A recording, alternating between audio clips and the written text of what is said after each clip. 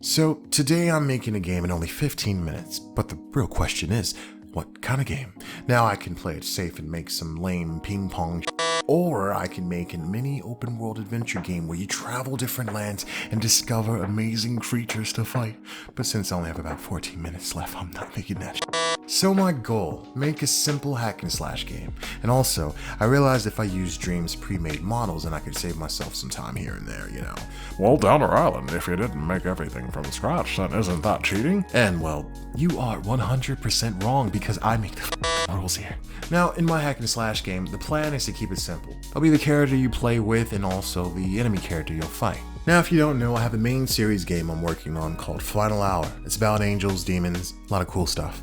But what better way is there to promote a game that you're working on than by using a few of those assets? So I took both Tabris and Angelis, both important characters for Final Hour, a game I'm releasing an alpha on August 24th that's playable on Dreams, what you have to play. So I thought like, okay, I went with the small and cute default puppet, so why not turn Tabris and Angelis into small and cute versions of themselves? Now, unfortunately, this cost me like a good amount of time by itself. But I wanted to make the characters look cool, so I planned on moving over the characters' eyes, eyebrows, and mouths in an attempt to make them look like cute, adorable versions of themselves. And to prevent the models from having these mismatched skin tones, I took Tabris' skin color and painted the model, and that way maybe it'll look somewhat decent. And I don't know, it's something about making a game in 15 minutes that really makes you want to rush, cause like, dude, I didn't realize how many body parts the body has, like what the So for some reason, Tabris' eyes wouldn't group with his eyebrows, and I seriously started to panic. Like, what the So after fumbling around for like a good 2 minutes, I finally said and brought over his entire head. I mean, only had like 15 minutes to make this work, and wasting any more time on this was kind of a waste of time. So I made Tabris' head big and slimmed down his chin, and voila. 3 minutes wasted just to make the main character look cool. Now after deleting the main Tabris model, you can see his eyes kind of disappear. Like, what the Basically, there's a thing that makes him invisible. Pressing this button undoes it. And side note, I'm completely aware that Tabris has multiple eyes. Or I guess you could say he has 4 eyes. Okay, Now, the good thing is that I could just repeat that same head process with Angelis. Make a copy of her head, make it big, attach it to the puppet's body. Then I completely forgot that pressing down on a D-pad makes her hood visible. So after deleting that and giving her a baby chin, the 2 playable characters are ready. Except they're not, because they look creepy as shit.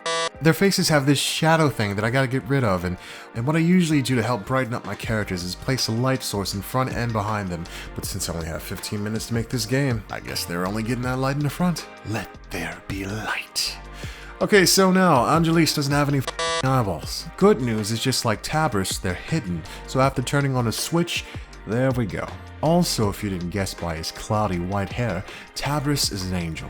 And what good is an angel without his halo?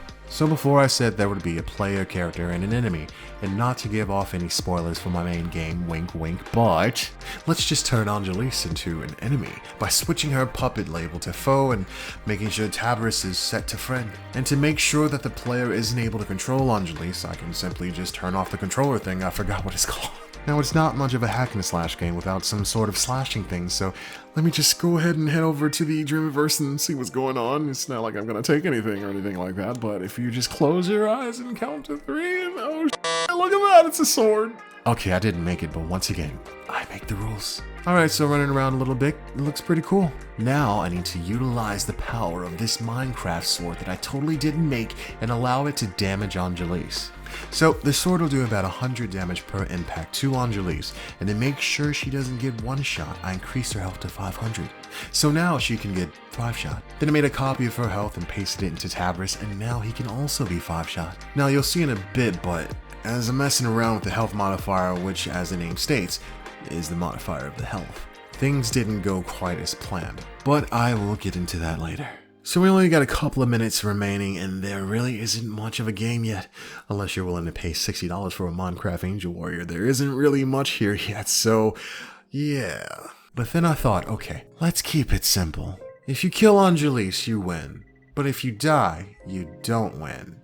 Perfect gameplay ideas, IGN 7 out of 10. So then with a few minutes remaining on the clock, the only thing left to do is give the player an attack animation. So I wired the square button to the specific keyframe pose and voila, times 2, we have an attack.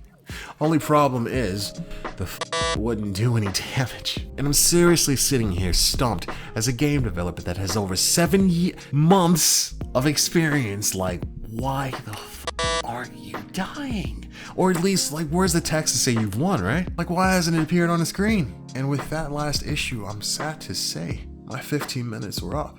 I just couldn't finish a complete game in that time. I guess 15 minutes is just not enough for a Game of the Year contender. So, sad and broken, after the 15 minutes was over, I decided to search through the puppet's logic and find out exactly why I couldn't kill Angelis. And do you know what the problem was? Default puppets come pre-installed with their own health. So basically that 500 health I added really didn't do.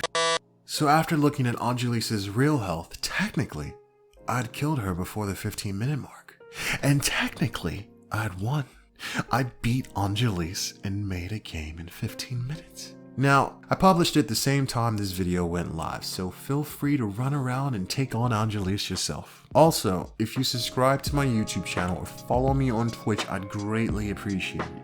And, cue the outro.